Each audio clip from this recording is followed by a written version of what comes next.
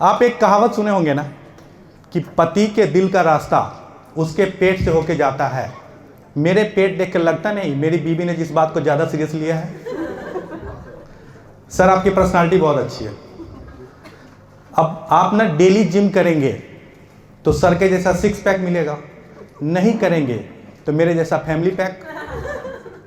और ऐसा नहीं है सर कि मैं अपना मोटापा कम करने के लिए कुछ नहीं करता, बहुत करता हूँ।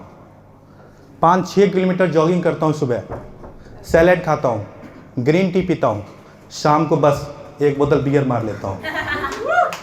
क्लास कभी कभी नहीं मारता, लेकिन दोस्तों के फ़ोन आ जाते हैं कि भैया पार्टी है, आओगे क्या?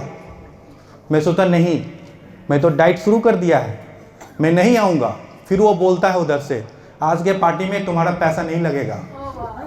अब इतने प्यार से कोई बुलाता है तो जाना तो पड़ता है। अच्छा, मैंने बहुत प्रयास किया। जैसे ना 1 जनवरी को लोग रिजोल्यूशन लेते हैं, मैडम लेते हैं ना रिजोल्यूशन, कुछ लेते हैं रिजोल्यूशन, मुझे टॉप करना है, मुझे टॉप करना है। मैडम के लिए एक जोरदार तालियां बजा दीजिए, इन्होंने जो अचीव किया है जम्मू शहर के लिए। तो रिजोल्यूशन लोग लेते हैं, आप भी लेते होंगे, आप भी लेते होंगे मैडम। तो मेरा पिछले 5 सालों से सेम रिजोल्यूशन चल रहा है, वेट लॉस। और हम जो ये वेट लॉस का रिजोल्यूशन लेते हैं ना, गलती क्या करते हैं, 1 जनवरी से 15-20 दिन पहले लेते हैं। इस बार 1 जनवरी से डाइट करूंगा, सारे हेल्दी खाने खाऊंगा। तो 1 जनवरी से हेल्दी खाने खाने ही हैं, तो 15 दिन जो बचा है तो सारे अनहेल्दी खाने को आखिरी सलाम कर ले। थोड़ा चिकन मंगा ले, थोड़ा बियर मंगा ले, थोड़ा पिज्ज़ा मंगा ले, थोड़ा पास्ता मंगा ले। तो 15 दिन तक हम इतना खाते हैं। और आती है 31 दिसंबर, उस दिन तो हम इतना खाते हैं लगते अगले दिन 1 जनवरी आने वाली नहीं है। इतना हम पार्टी करते हैं कि 1 जनवरी आते आते हमारे 5 किलो वेट ऐसे ही बढ़ जाते हैं। और शर्ट के बटन लड़ रहे होते हैं, पीछे से बेली बटन आगे आ रहा होता है। ये पोजीशन है। फिर हम उठते हैं 1 जनवरी को, हम सोचते हैं कि नहीं, अब आज से डाइट करना ही करना है। सुबह में उठते हैं, 31 का हैंगओवर रहता है, फ्रीज खोलते हैं, उसमें रहता है आपके 31 दिसंबर के सारे पाप। केक बचा हुआ है, बियर की बोतल बची हुई है, चिकन बचा हुआ है, आइसक्रीम बचा हुआ है गुलाब जामुन के साथ। फिर याद आते हैं हमारे मम्मी पापा जो हमें बचपन से बताते हैं अनाज को बर्बाद नहीं करना चाहिए। तो कहते हैं आज भर तो ले ही लें, फिर हम आज ले लेते हैं। फिर आता है 2 जनवरी, फिर कहते हैं आज से तो हम डाइट करेंगे ही करेंगे। तो डाइटिशियन क्या बताते हैं, आप लोगों को पता होगा, आप लोग तो लग रहे हैं पूरे एकदम डाइट करते हैं। तो डाइटिशियन क्या बताता है सर, सुबह से कैसे बताता है, एक रफ आइडिया कि सुबह में ज़्यादा खाना खाना चाहिए लाइक अ किंग, फिर दोपहर में लाइक अ कॉमन मैन, फिर रात में लाइक अ बेगर, मतलब कम खाएं। सुबह में ज़्यादा खाएं, दोपहर में कॉमन, रात को कम। लेकिन हमारा जिज्ञासा जो है, हमारा जोश सुबह से ही जग जाता है। मैंने कहा था कि आधा एप्पल दे दो बस हो जाएगा। ऑफिस में भी कुछ नहीं, सैलेड दे दो हो जाएगा। 4 बजे तक हमारी अतरियां ना आपस में लड़ रही होती हैं कि मतलब है। और शाम को 6 बजे जब हम ऑफिस से पहुंचते हैं घर ना, तो यही सोचते हैं भैया सच में कमा किस लिए रहे हैं। बजाओ ताली तो बजा दो। कमा किस लिए रहे हैं? ले यार देखो फ्रिज में है क्या, गुलाब जामुन, आइसक्रीम है तो वो भी लगा दो। मतलब भैया कमा किस लिए है सर आप, तनु जी, मतलब हम लोग कमा किस लिए, खाएंगे भी नहीं तो मतलब बस समझिए। तो ऐसा करके होता है। चलिए ना, मैं एक जम्मू में ना सर्वे हुआ था, जम्मू में एक सर्वे हुआ था जिसमें मैं ना नंबर 2 का कॉमेडियन बना हूँ। नंबर 1 पे है जम्मू का बिजली डिपार्टमेंट। और ये इतनी बिजली, मतलब आजकल बिजली बहुत जाती है। मैडम आपने कभी सोचा कि बिजली जो जाती है वो जाती कहाँ है? मैंने सोचा कहीं तो जाती होगी, मीनाक्षी मैडम कहीं तो जाती होगी। मैंने सोचा मेरे पड़ोस में गई होगी। तो मैंने, मेरे पड़ोस में रहते हैं शर्मा जी, आयुष शर्मा।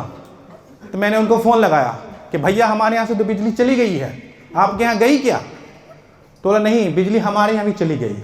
और हम इंडियन लोग तब ज़्यादा खुश हो जाते हैं जब पड़ोस के यहाँ से भी बिजली चली जाए।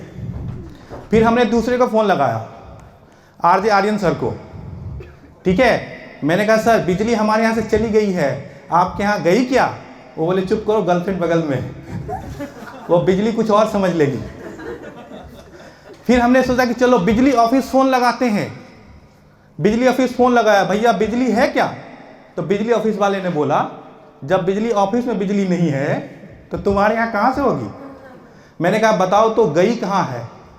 तो बोला अगर 2-3 घंटे में वापस आ गई तो सोचो बाजार गई है, और 2-3 घंटे में वापस नहीं आई तो सोचो ससुराल गई है, क्योंकि ससुराल से आने में टाइम तो लगता है।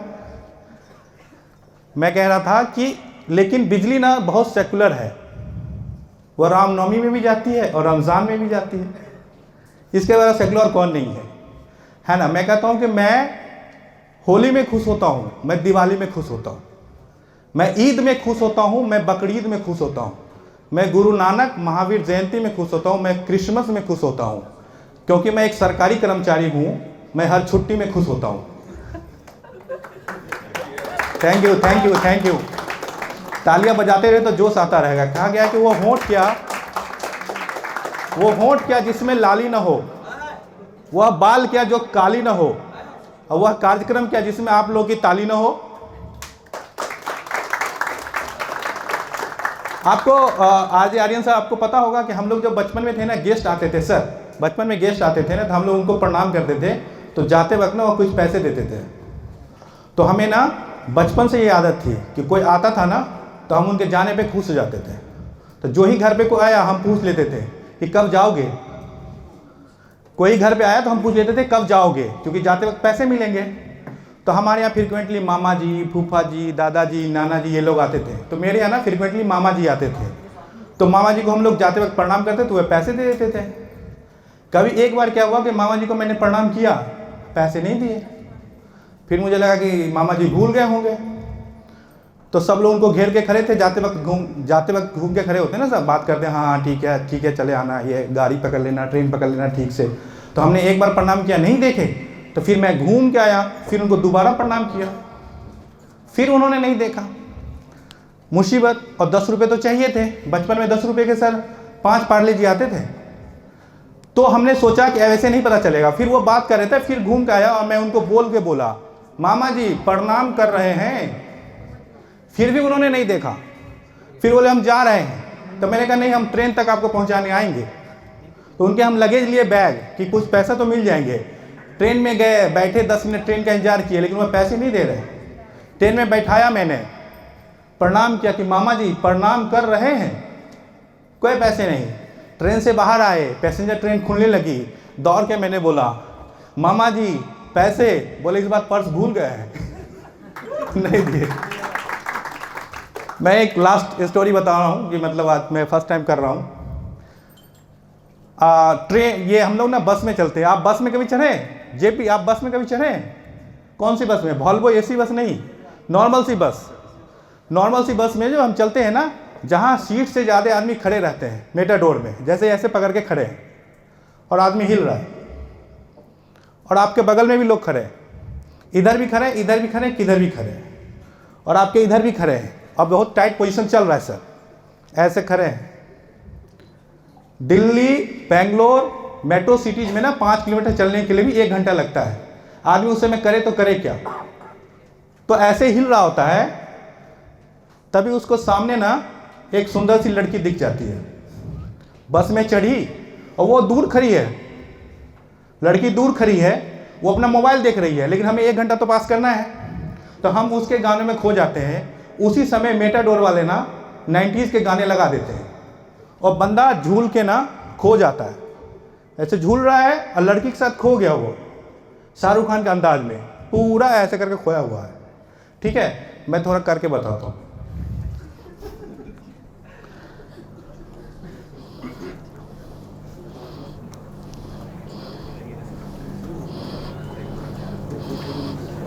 बस में जेपी का मैंने देखा था, बस में खड़ा होते हुए बैंगलोर वाली बस में, इसलिए। इससे आवाज आ रही है क्या? आ रही है आवाज?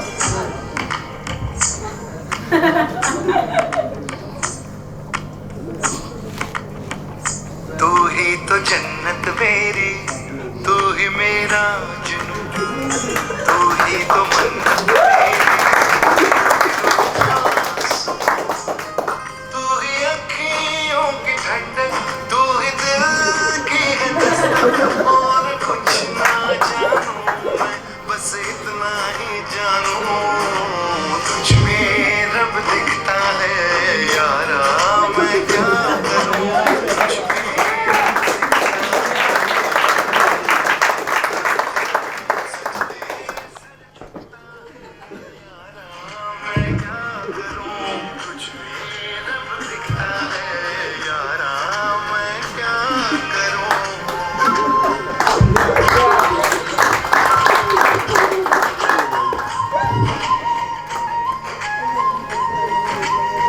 तभी ना उसकी आंख खुलती है, वो लड़की पिछले स्टेप पे उतर गई होती है,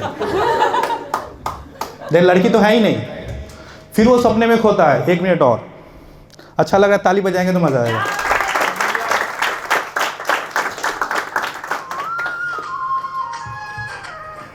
पीछे जो एक आदमी खड़ा है ना, उसके कंधे पे सर रख दिया है, यही फीलिंग कि उसने रखा है, उसका दाढ़ी सट रहा है, यही फीलिंग कि उसकी जुल्फे सट रही है।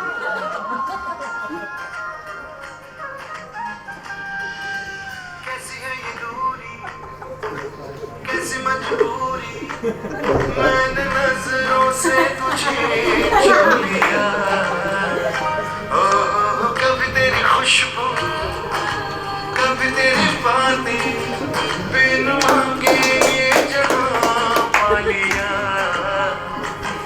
तू ही दिल की है रौनक, तू ही जन्मों की दौलत, और कुछ ना जानूं, बस इतना ही जानूं रब दिखता है यारा।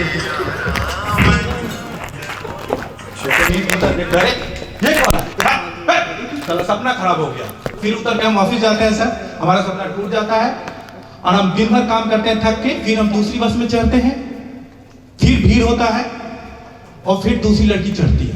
Thank you.